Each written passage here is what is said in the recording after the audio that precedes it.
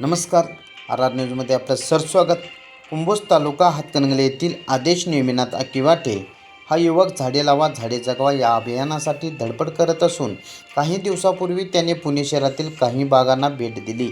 तेथे त्याने पाहिलेल्या मोठ्या प्रमाणात रस्त्यांच्या दुतर्फा बाजूला असलेले वृक्ष पाहून एवढी मोठी शहरातील एवढे वृक्ष असल्याचे चित्र असून आमच्या ग्रामीण भागात वृक्षांचे प्रमाण कमी का असा प्रश्न करत पुण्यासारख्या शहरात असलेली वृक्ष लागवड आपल्या ग्रामीण भागात करण्याचा जणू मानस बांधून त्यांनी कुंभोज परिसरातील व्यावसायिकांना आपण वृक्षारोपण करणार असून व्यावसायिकांनी मला झाड द्या असे एक आव्हान केले.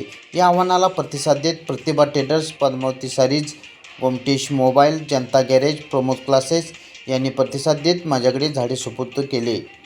गुरुवारपासून या अभियानास आदेशने सुरुवात केली असून नवीन झालेल्या सरकारी दवाखाना परिसरामध्ये वृक्षारोपण करत असल्याचे आदेशने आर आर न्यूजशी बोलताना सांगितले. यामध्ये चेंदूफल, देवदार, गुलमोहर, करंजी, शिरीष, कांचन व एंट्री या जंगली झाडांचा समावेश आहे. या अभियानासाठी त्याला पार्श्व पाटील, मुजम्मिल मुजावर, चैतन्य चौगले, केतन माने यांचे सहकार्य लाभत आहे. ग्रामपंचायतीकडून पाण्याचे टँकर व इतर मदत लागल्यास मदत करण्याची ग्वाही ग्रामपंचायतीने दिली आहे.